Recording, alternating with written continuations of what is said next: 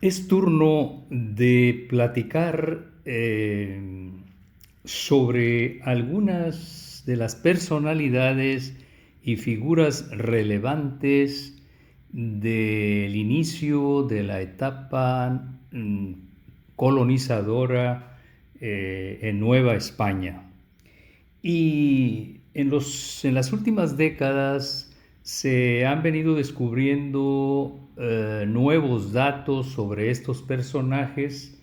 que los ubican en su justa dimensión y en sus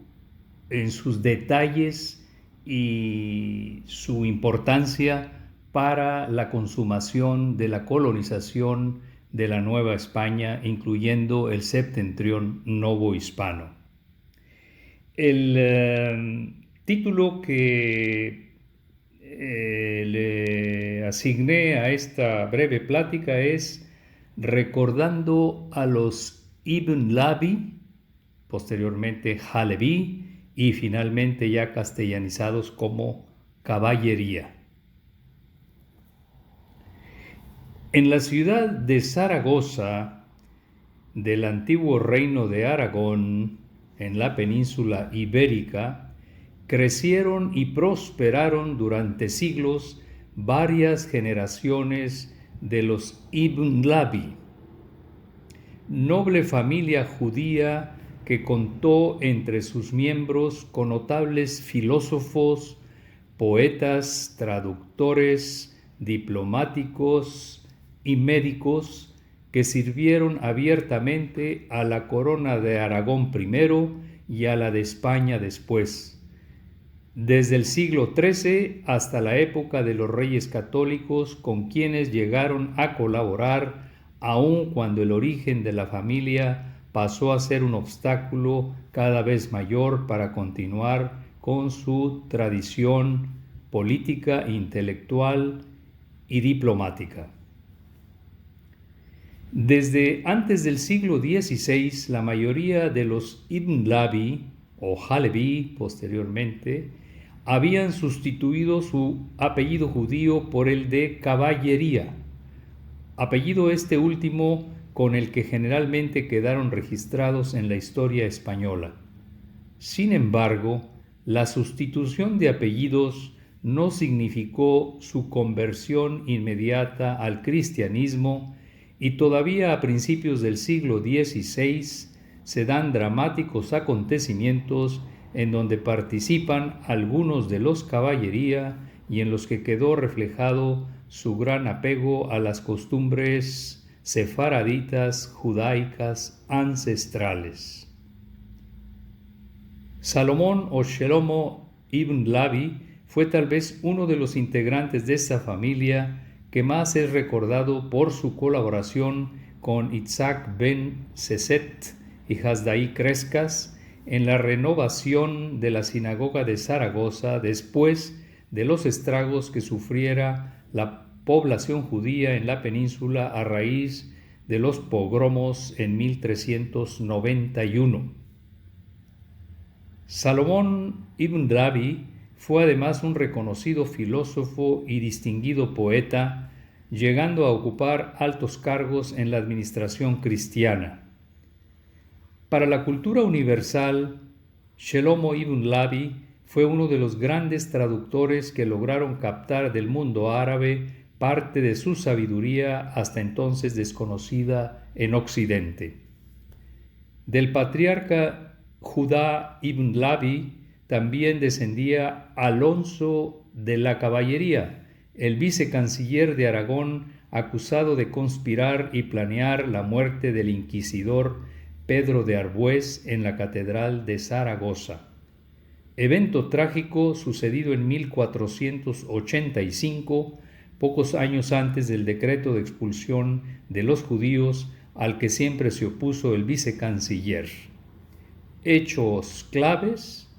que provocaron que el inquisidor Torquemada descargara sobre él todo su poder y saña a fin de que el proceso inquisitorial que se le seguía culminara con la pena máxima en la hoguera.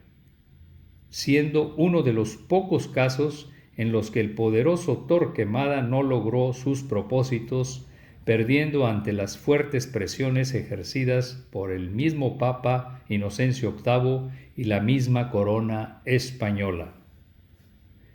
A esta familia también perteneció Mene de la Caballería, el que al igual que otros de sus antepasados fue sometido a proceso inquisitorial por su origen y condición judía, siendo finalmente considerado por el Santo Oficio como judío relapso y quemados sus restos poco después de su muerte. Nieta de Mene de la Caballería fue Marina o Mariana de la Caballería,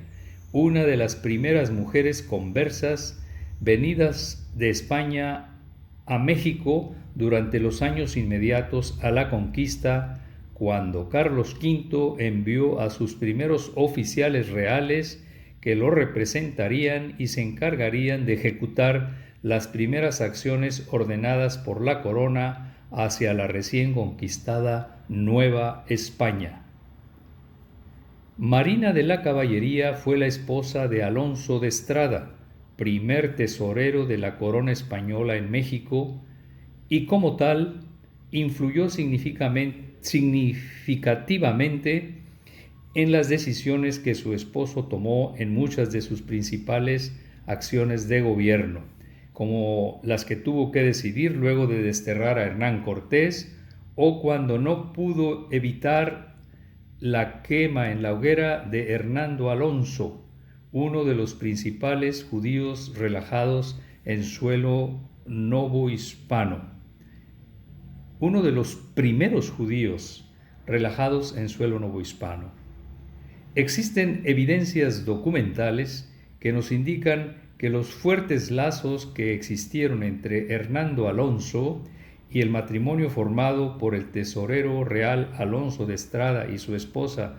Marina de la Caballería, al grado de que estos fuertes lazos para la tradición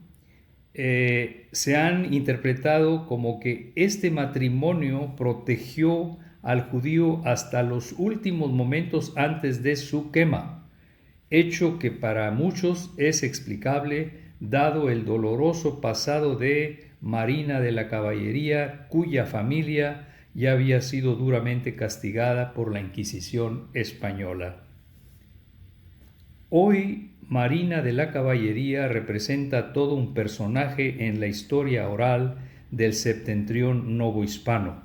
toda vez que se considera que parte de su descendencia vino a colonizar la región, hechos que a pesar de estar documentados, aún son manejados con reserva por los historiadores.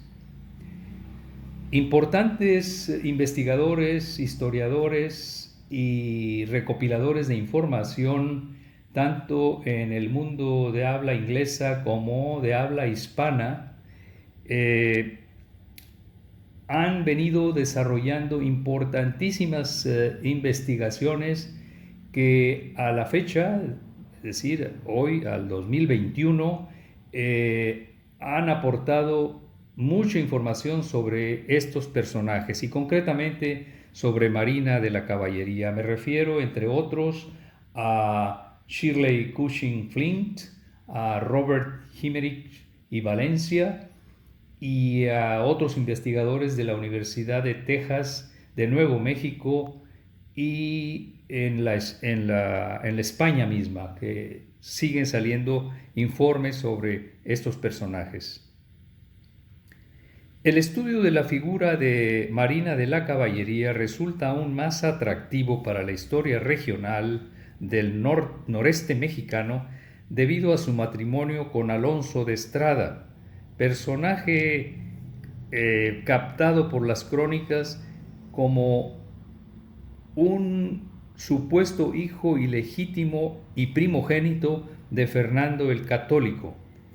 Paternidad regia muy discutible y negada por algunos analistas contemporáneos, la que al ser tomada como cierta porque existen otras versiones de igual de válidas y con un buen nivel de crédito, abriría nuevas líneas de investigación que explicarían bajo otras ópticas la historia de la conquista de México y del judaísmo novohispano de esa época. Figuras importantes de la corte de Fernando el Católico y del padre de este en Aragón dan cuenta de este niño, que es el que llegó a ser Alonso de Estrada, primer tesorero real en la Nueva España, como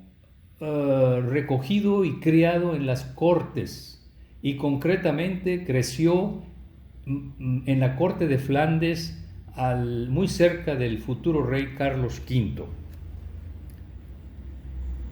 Cronistas de la talla de Hernando del Pulgar, que relata hechos